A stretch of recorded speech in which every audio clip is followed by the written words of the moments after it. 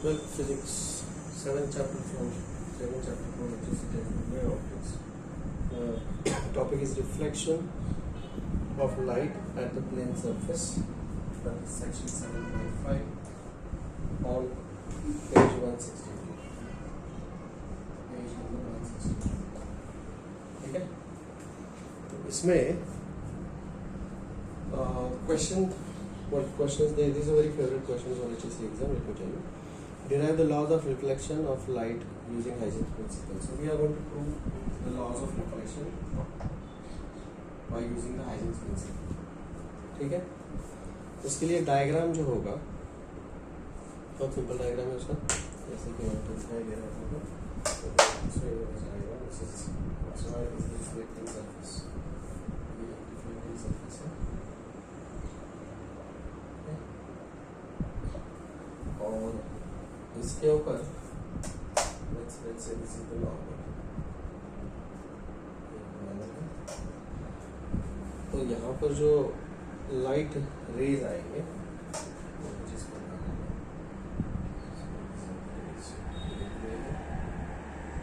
इसको पैरेलल दूसरा रेज का जो से होगा. ठीक है, ये दोनों रेज है. अगर ये रेस है तो ये वेव फ्रंट होगा. ये भी इधर वेव फ्रंट है. ठीक है. सो A1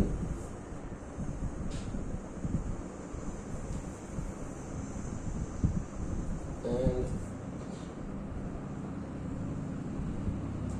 अगर बुक की देखे, बुक की मान तो दिस इज RQ.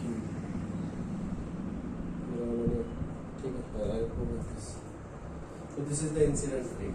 पहला रे और ये दूसरा रे. ठीक है.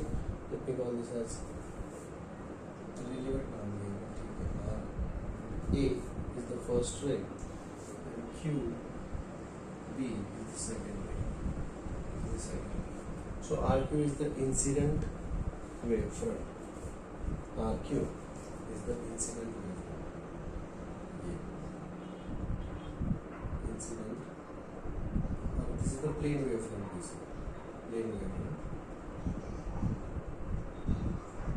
And this plane wave front is approaching. आगे आगे जाके जैसे ही ये वेव फ्रंट A के यहाँ पर पहुँचता है तो ऐसा आगे चलता जाएगा.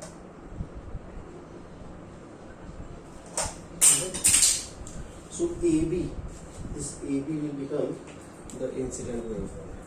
AB, I'll call this point as B. और इस पॉइंट को उन्होंने शायद C बोला है. So AB is the incident wave front. AB is the incident wave front. Time कितना रह गया? हेलो.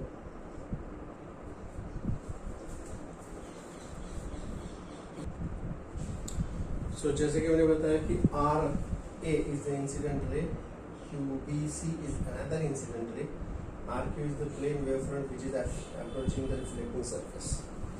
इस रिफ्लेक्टिंग सरफेस को अप्रोच कर रहा है. MN is the reflecting surface.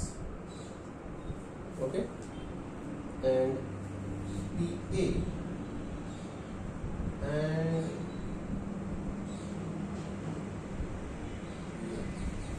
what is this? Can you use the normal? So this is the normal. These are the two normals. अब हमें तीन लॉज वेरीफाई करने हैं. The first law is angle of incidence is equal to angle of reflection. Okay, that is the first law. Second law क्या बोलता है? That is incident ray, reflected ray and a normal, they lie in the same plane. And incident ray and reflected ray, they are on the either side of the normal. Third law. They are on the either side of the normal. तो ये तीन laws हमें verify करने हैं यहाँ पर Huygens principal. ठीक है. तो यहाँ पर जैसे ही ये इंसिडेंट वेव फ्रंट पहुँचता है at point A, what is the angle of incidence here? Angle made by the incident ray with the normal is called as the angle of incidence. So this is the angle of incidence I. बराबर है क्या? Let's say this is the angle of incidence. Is the angle of incidence. तो यहाँ पर जैसे ही वो यहाँ पर पहुंच जाता है, दिस पॉइंट, ये A B is the wave front, so this point becomes the secondary source of light and this will emit the, यहाँ से वो क्या करेगा, this will emit the secondary wavelet. इसके बाद अगला जो रे है वो यहाँ पर आगे, यहाँ पर ये, यहाँ पर बाद में लाइट पहुँचता है, इसके बाद यहाँ पर लाइट पहुँचता है, इसके बाद यहाँ पर लाइट पहुँचता है। तो सब्सिक्वेंटली जो बाकी के रेज है यहाँ पर at the latter instant the light will reach. So these points, तो यहाँ पर जैसे first the light will reach at point A, so this will give out the secondary source of light, secondary wavelet. This will become the secondary source of light and this will give out the secondary wavelet. Okay? And similarly, तो ऐसे ही जैसे जैसे आगे के points हम consider करते जाएंगे वहां पर the light will remain. तो सबसे पहले यहाँ पर लाइट पहुंचेगा। अब यहाँ पर लाइट पहुंचने के बाद ये वाला लाइट रुकेगा तो नहीं, और इस रे का लाइट यहाँ तक पहुंच जाएगा। तो this has to travel further this much distance. कितना डिस्टेंस है? जो भी कुछ डिस्टेंस है, ये I call this distance as d, isn't it? तो इतना डिस्टेंस जब ये वाला लास्ट वाला रे ट्रैवल करेगा तब तक ये चुप नहीं बैठेगा। This will become the secondary source of light and it will give out the secondary wavelet यहाँ से। तो वो आगे लाइट जा नहीं सकता तो वो रिफ्लेक्ट होगा यहाँ से, तो इट विल गिव आउट इतना रेडियस का एक, यहाँ पे वो इतने रेडियस का which is equal to this, इतने रेडियस का एक वो सेकेंडरी वेवलेट देगा। उसके अगला वाला है वो थोड़ा सा कम रेडियस का होगा, उसका और कम रेडियस और कम रेडियस। तो जैसे ही ये लास्ट वाला रे यहाँ पर पहुंचता है तब तक यहाँ के हर एक पॉइंट ने वे सेकेंडरी वेवलेट्स दिए हैं of the subsequently reducing radii है, क्योंकि लाइट यहाँ से यहाँ तक जाने तक ये पॉइंट जो है, जो सेकेंडरी सोर्स बन चुका है, वो चुप नहीं बैठेगा। It will give out the secondary wavelet, और वो वेवलेट सिर्फ फॉरवर्ड डायरेक्शन में रहेगा, क्योंकि इस डायरेक्शन में नहीं रहेगा, बैकवर्ड में नहीं रहेगा। तो इस तरह से, और इनको अगर मैं कॉमन एनवेलप ड्रॉ करूंगा, if I draw the common envelope here according to Huygens construction, so this will be the new position of this wave front. इस ये जो AC है इस पोजीशन, इस वेव फ्रंट का ये नया पोजीशन होगा। सो ये होगा रिफ्लेक्टेड वेव फ्रंट, और यहाँ से अगर मैं इसको ज्वाइन कर लूँ तो दैट विल गिव मी, यहाँ से अगर मैं इसको ज्वाइन कर लूँ तो that will give me the reflected wave front. ये होगा रिफ्लेक्टेड वेव फ्रंट।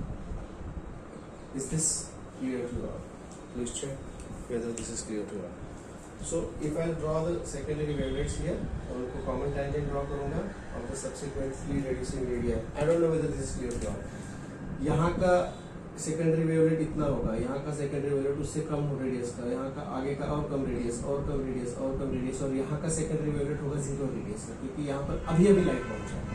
और इन सबको अगर मैं कॉमन टेंजेंट ड्रॉ करूंगा तो that will give me the position of the reflected wave front. We call this as the reflected wave front. Is this clear to all? Hello, is this clear to all?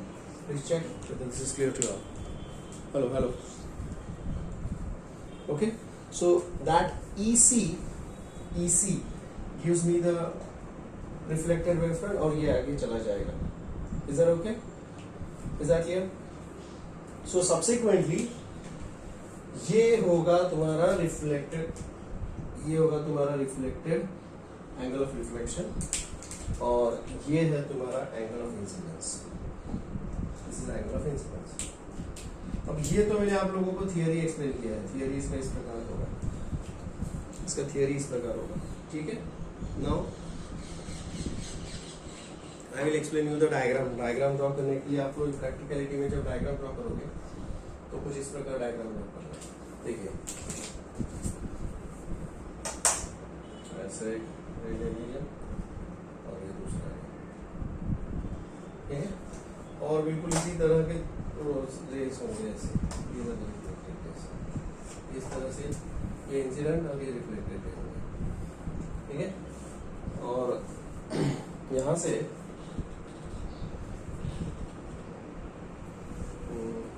या this is the incident रे and this is the reflected ray. यहाँ पे perpendicular लेना पड़ेगा,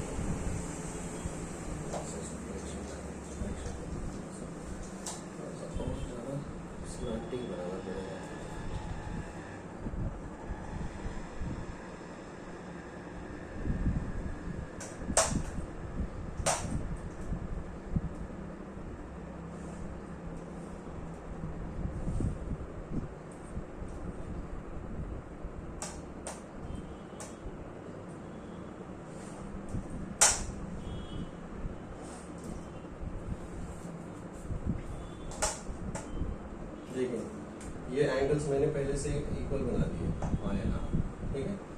और यहाँ से ये परपेंडिकुलर इस प्रकार ड्रॉ करना पड़ेगा।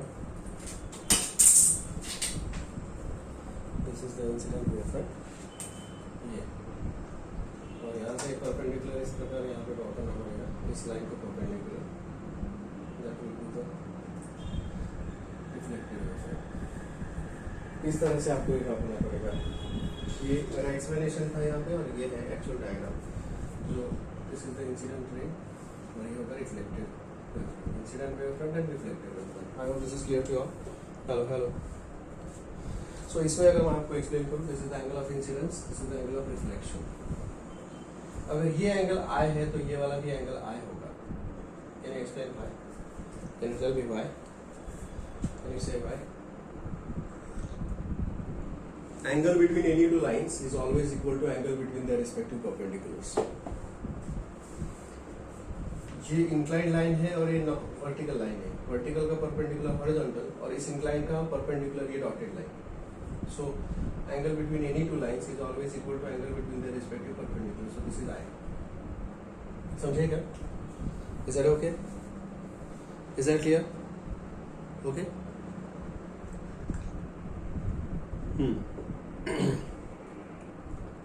तो मुझे यहाँ पर दो ट्राइंगल्स कंसीडर करने पड़ेंगे। सिमिलरली इफ आई से दिस इज आर, तो ये वाला भी आर होगा, ये वाला भी आर होगा, ठीक है, because this is vertical incline horizontal और इसका परपेंडिकुलर, तो ये आर होगा। अगर इनको मैं कुछ नाम दे दूँ, क्या नाम दे सकते हैं? This is like E B, this is E, this is E, this is point C. So I'll consider here two triangles. Triangle AE, triangle ABC, and triangle AEC. AEC. ये दो triangles की अगर बात करें तो यहाँ पर एक these two triangles I'll prove that these two triangles are congruent. ये दो triangles मुझे congruent prove करने पड़ेंगे, ओके।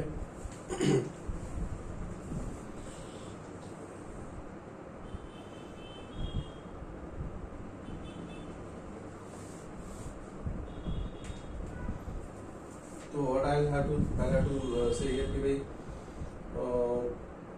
कौन सा यहाँ पे मैं यूज कर सकता हूँ? EC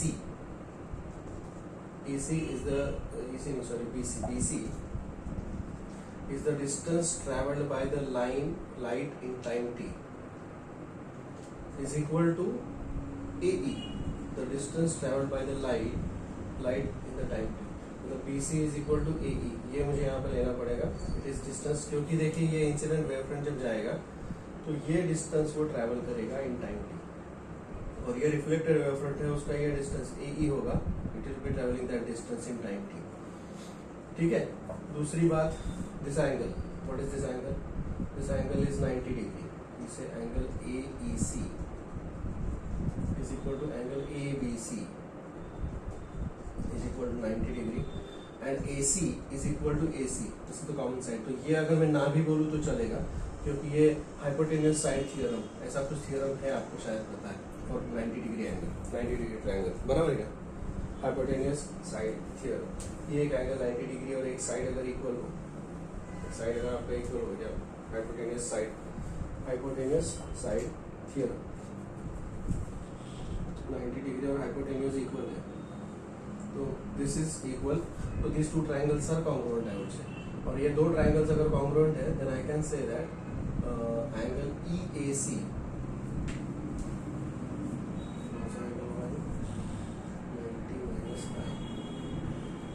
so in this case I'll have to prove A1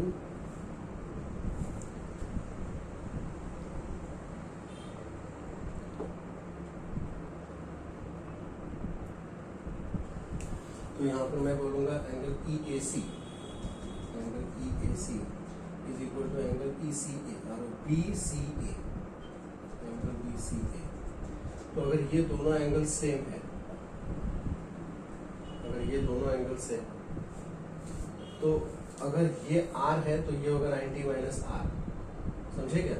if this angle is r, this is 90 minus r. Similarly अगर ये I है तो ये होगा 90 माइनस I, तो ये होगा 90 minus r is equal to 90 minus I, and therefore r is equal to I. That will prove us I is equal to r. ये समझ में आ गया कि नहीं समझे? सच्ची में बता दो please tell me. Fact. Hello hello. तो ये अपने को ट्रायंगल ही प्रूव करना है, ठीक है? ट्रायंगल के लिए उसका हाइपोटेन्यूस कॉमन साइड है और 90 degree, and this BC and AE they are equal. Sorry, EC and AB they are equal. BC and AE, yeah. तो वहाँ से मुझे मिलेगा इसको हम क्या बोलते हैं? Congruent angles, CACT, congruent angles of congruent triangle, and therefore I is equal to R.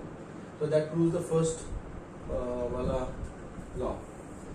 Second law बोलता है incident ray, reflected ray and normal they lie in the same plane. So it is seen, it is evident. So this is seen. And incident ray and the reflected ray, they lie on the either side of the normal. So this is incident ray and this is reflected ray, ये normal. So they lie on the either side of the normal. Hence, this proves the three laws of reflection. Any doubts about this?